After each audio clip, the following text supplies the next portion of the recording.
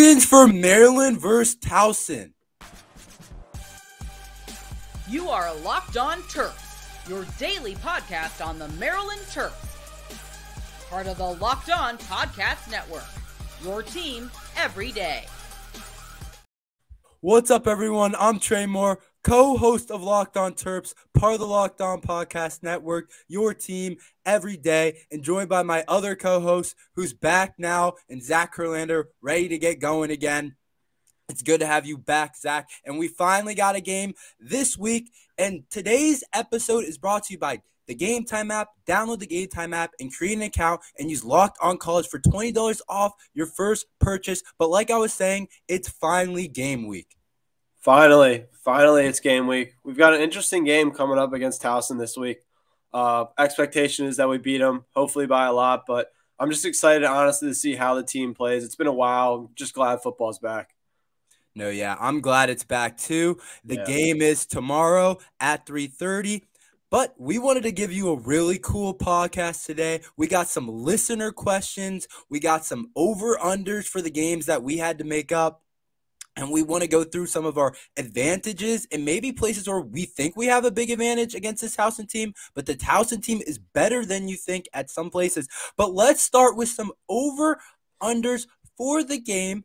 SP Plus has the Terps as a 35.6 point favorite. Zach, will the Terps cover the 35.6 points? I'm going to say they easily cover the 36.5 points, or 35.6, excuse me. I definitely think they cover that. Hopefully they do. Honestly, it may get a little bit interesting because I think once we have such a big lead, probably going to the fourth quarter, I bet you Locksley puts in some of the backups. So it could get a little bit tight in the fourth quarter, but honestly, hopefully by the fourth quarter, we'll have a 35-point lead. No, I completely agree with that. I was going to say they cover for sure. But the thing is, the only thing I would say about our backups are still, honestly, better quality players, highly recruited players. And Coach Locksley from the start is going to rotate guys in a lot, definitely against Towson, especially at certain position groups. So I expect Billy Edwards to get some time. I expect a lot of different guys to get some time, but I think we cover for sure. I totally agree with you in that. Okay, I want to go to Roman Hemby, talk a little bit about him. Sophomore campaign, first game for Roman Hemby. Does he go over 60 yards rushing? What do you think?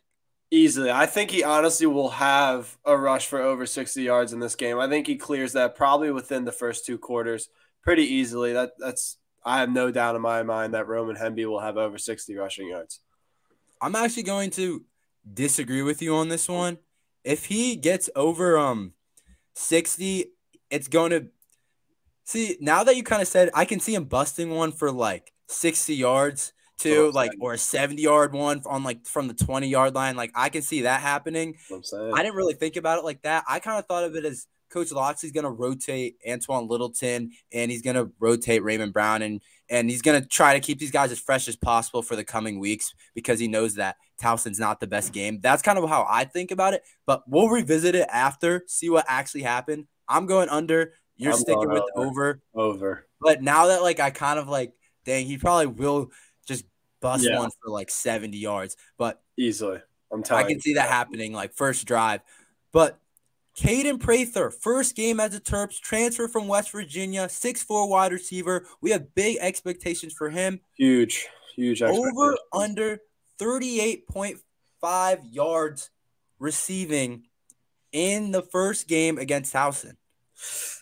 Oh, this is one of the tougher ones, I think. I'm just going to say over. I'm not as positive with that one as I am with the other two, but he's the receiver one on the team, I think, maybe receiver two. It's his first game as a Terp. He wants to make big impressions, so I could see him also having a big catch for probably 25-plus yards.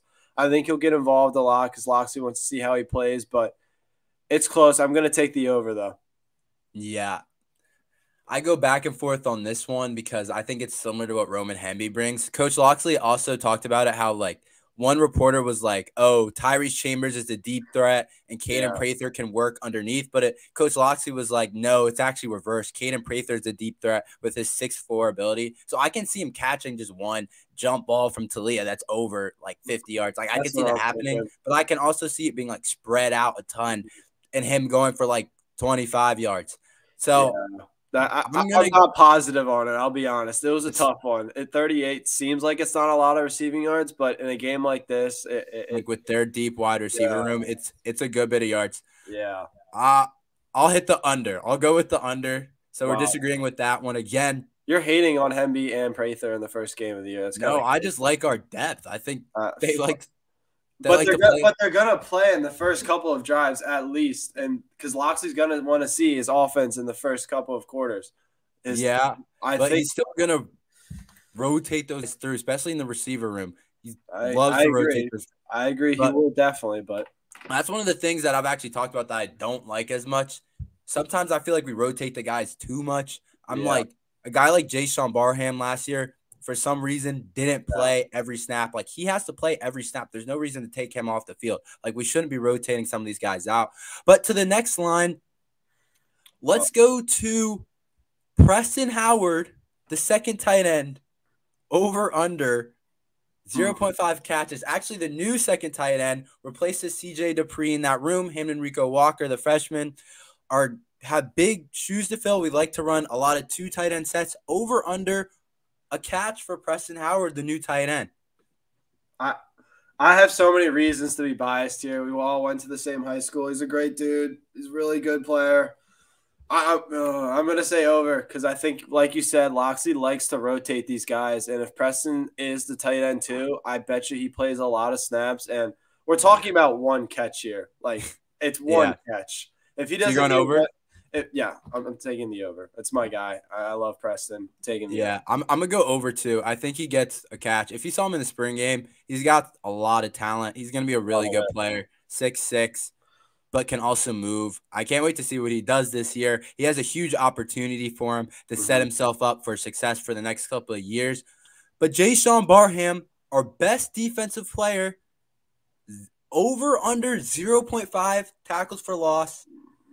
What do you think? It's got to be the over. I'm not really going to give him any reasons. He's our best player on the defense. He's going to get 1 tackle for a loss. He has to.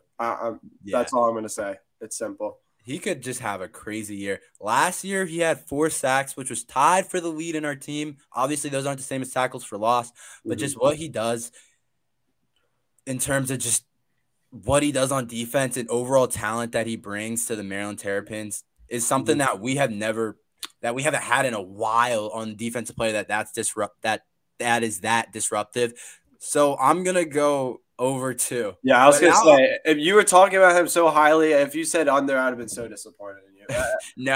I'll go over for Jayshon. Okay. I have all the trust in him. He's too good of a player. I agree. That should be an easy one. I have one for you. Taulia over under 260 passing yards. The thing is, I can see Billy Edwards and like Cameron Edge all getting reps in like the 4th quarter. But I'm going to go over. Because are you thinking the under? I am going to take the under. This is my first under of the segment. Here's the thing. Taulia, he's going to be great this year, but like we said, we're playing Towson. It's not a great team. And we have said multiple occasions, Loxley loves to rotate his guys. I don't see Taulia playing all 4 quarters at all. Yeah. So I'm basically predicting him to have over 260 passing yards and probably 2.5 quarters, 3 at most, maybe. If we're saying all this like we're going to kill him. So hopefully we don't come on this segment. We're supposed to. Yeah, hopefully we don't come on the segment after the game and it's like a 17, 20-point game. See, that's the thing. At the end of the day, the chances of us actually losing, it's not going to happen. Like it's not going to happen. But we could come in disappointed on Monday and be like, "Oh, we beat them by 17." Like you said. That's what I'm saying. And if it's a 17-point game, I would probably take Taulia's over. But I have faith in us. How many times has Taulia really thrown for over 300 yards in a game? I know the line is 260, but we're talking about a good amount of times. We're talking about 4 quarters versus I think the most he'll play is 3 if I had to take a guess, I'd say 2.5. So this is going to be my first under of the segment. All right, going with the under. I'm going with the under. When we come back, we're going to talk about some advantages that we have over Towson in some places that maybe we don't have quite as big as an advantage that people may think that we have. After this ad from Gametime. Have you ever wanted to go to a game at the last minute, like a Maryland Terrapins game, but finding tickets is hard? I've been there before. Buying tickets to your favorite events shouldn't be stressful. Gametime is that fast and easy way to buy tickets for all the sports, music, comedy, and theater near you. With killer deals on last-minute tickets and their best price guarantee, you can stop stressing over tickets and start getting hyped for the fun you'll have. Download the Gametime app, create an account, and use code LOCKEDONCollege for $20 off your first purchase. Terms apply. Again, create an account, redeem code at LOCKEDONCollege for $20 off. Download the Gametime app today. Last-minute tickets, lowest price guarantee.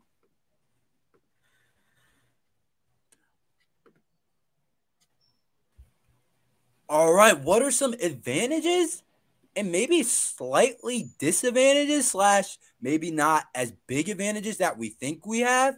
I want to start right away with the most important position in sports that we have a big advantage over Towson. It's not close.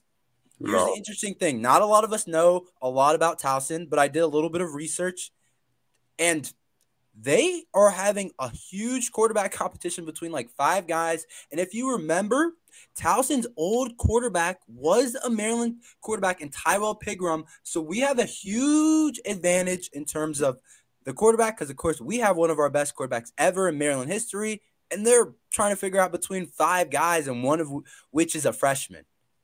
Yeah. We definitely have the advantage here. I mean, Taulia is way better than any of those 5 guys. I think really in any game that we play this year, we're probably going to have the quarterback advantage, I would say. I mean, like if you look at the Big Ten, I'd say J.J. McCarthy is definitely up there. But like besides him, really, I don't think there's like you can make arguments for a bunch of quarterbacks in the Big Ten. I'm not saying they're not good, but I think Maryland really has an advantage this year for every single game they play because they have a guy in Taulia who's probably heavily recruited by some big SEC schools to get him to transfer this fall, but he decided to stay at Maryland. So I really think with his leadership, his experience, we have an advantage at the quarterback position in any game we really play this year. Yeah, I would agree with that because there was actually a quarterback ranking for the Big Ten that came out that Howard Griffith put out, and he had J.J. McCarthy at 1 in the Big Ten, and he had Taulia at number 2, which I can understand. Yeah. But you could argue Taulia at number 1 because he's put up multiple good years, while J.J. McCarthy had a good year last year, but there were question marks during the year about J.J. McCarthy, him throwing the ball down the field. Yeah. But J.J. McCarthy's a more talented guy. We know that. Like, you can see it. It's clear he's bigger arm. But Taulia has been the more productive quarterback. But we'll talk about Michigan when we get to them on the schedule, of course. Oh, God. Yeah. But in terms of against Towson, we clearly have the advantage at quarterback. And the next advantage that we have is on the offensive and defensive line. When you look at these FCS programs like Towson, the end of the day, they just don't – that's the biggest difference is between the offensive and defensive line between the 2 programs. And I'm expecting us to have a big day, our pass rushers to have a big day. We pretty much have all new stars on the defensive line, but I expect them to do some good things against their offensive line. But Coach Loxley did compliment their offensive line, saying all their guys were 300 pounds, which is kind of rare in FCS football. So I think we do still have a big advantage across the offensive and defensive line. Yeah, I completely agree. I think this is one of the rare occasions where Maryland's offensive line is being considered an advantage in a game. So that's a really good thing for us because, you know, we've had offensive line troubles the past couple of years.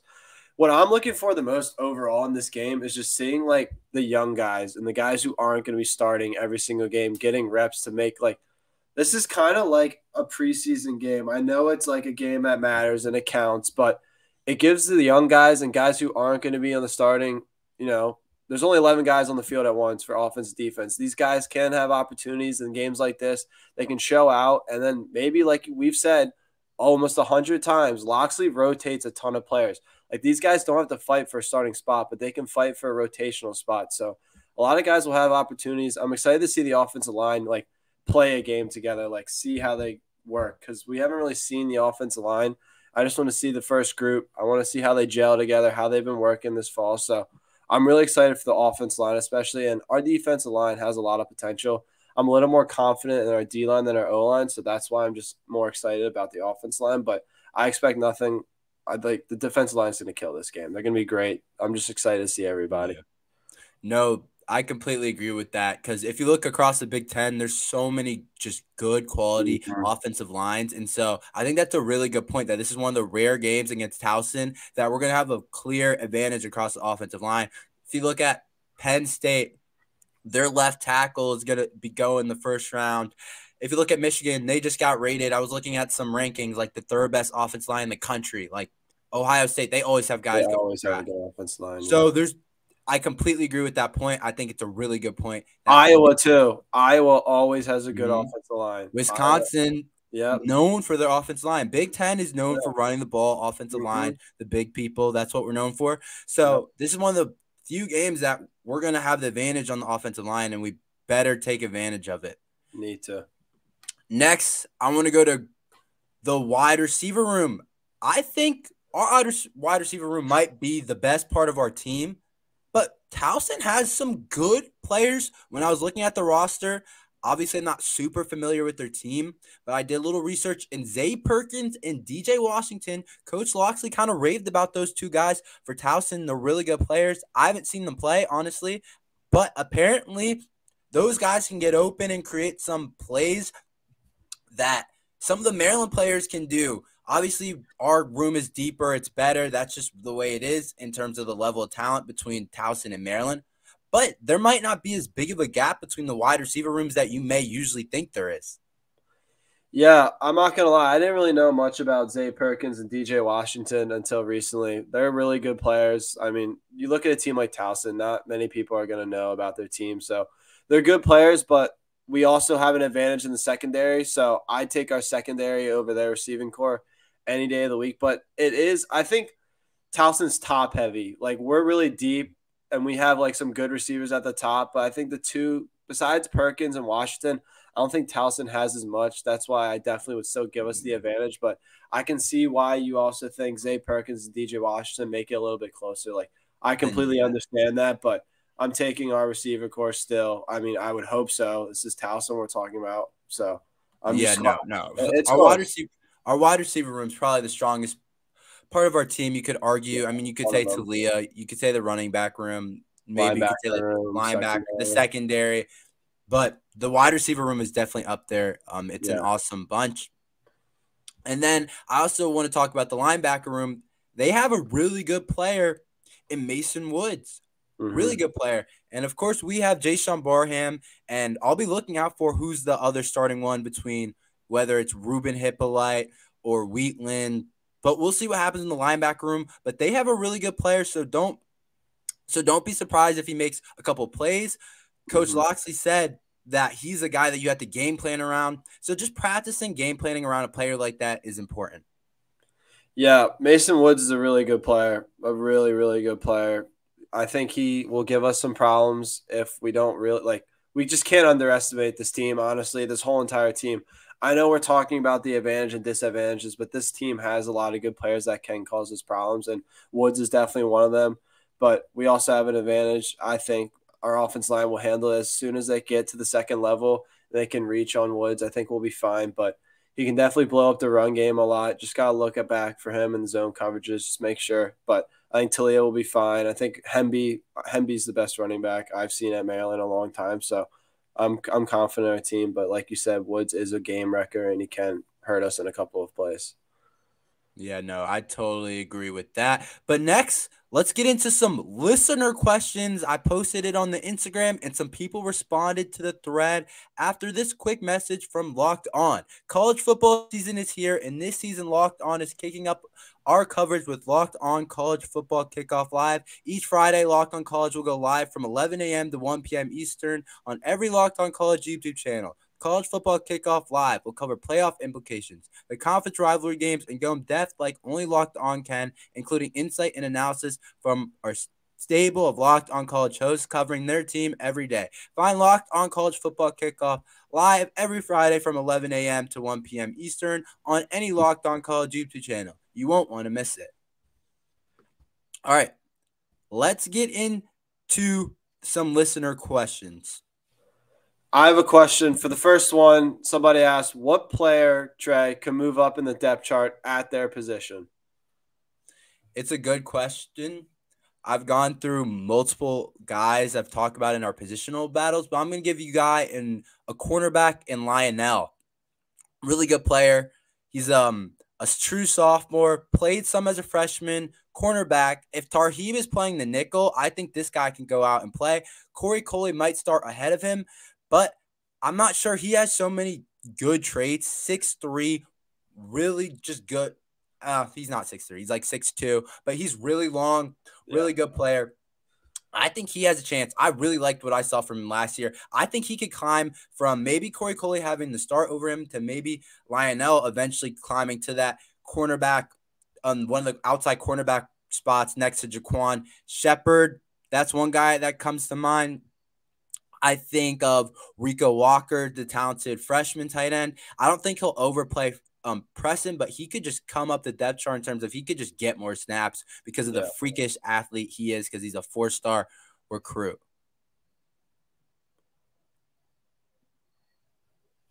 Who is someone you're keeping an eye on that people aren't expecting? That's what one of the listeners asked. I think it's kind of crazy. You and I, we both come from McDonough, and there are a couple of McDonough players on Maryland, and we really haven't mentioned this guy's name all that much. I'm going to say Dante Trader.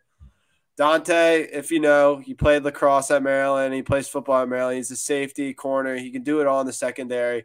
I think he's a really good athlete, which separates him from a lot of the guys in the secondary. He can play all over. He'll play the nickel. He can play free safety. He can play safety. He can play in the box. He can really do anything. I think he's going to have a great season this year. We're expecting maybe the best safety duo in the Big Ten.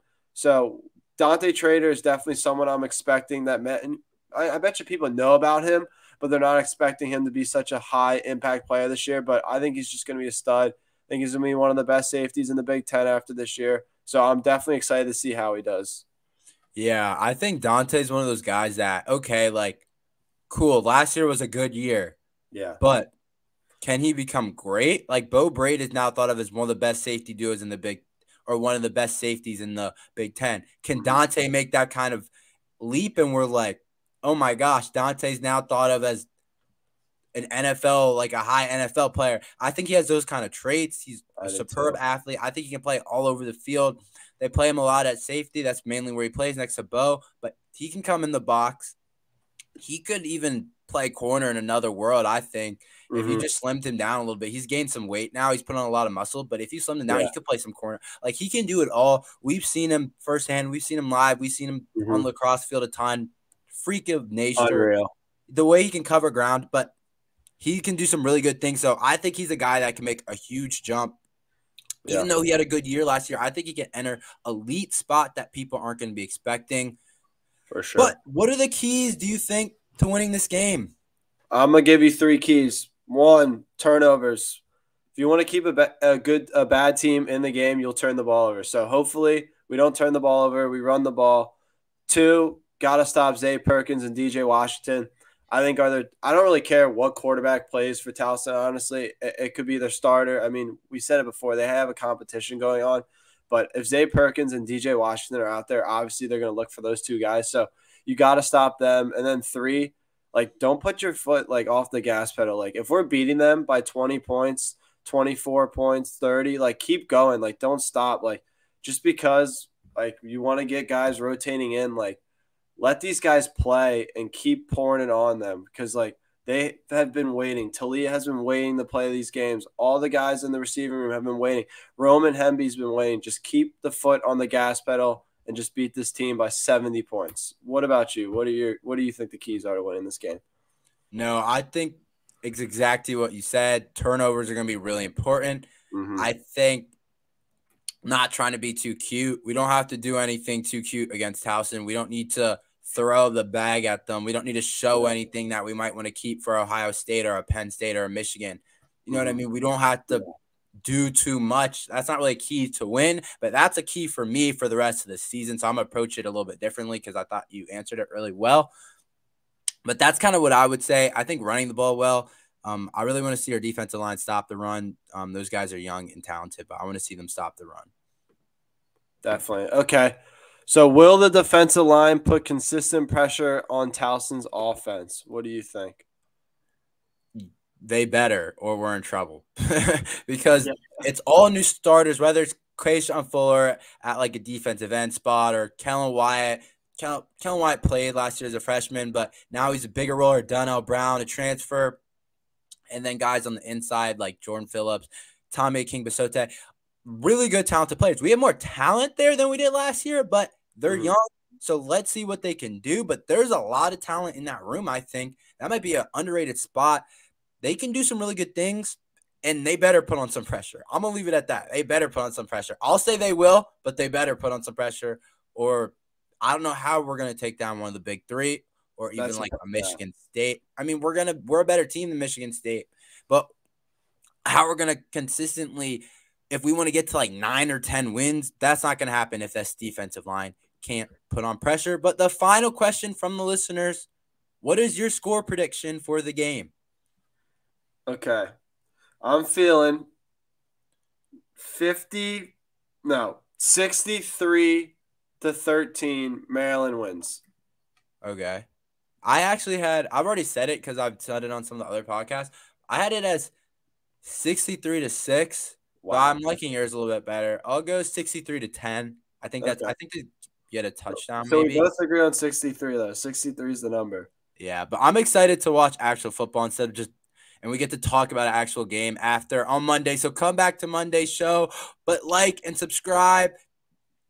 Today was awesome. Drop more questions. We're going to do it every time before games. And thank you for listening to Locked On Terps.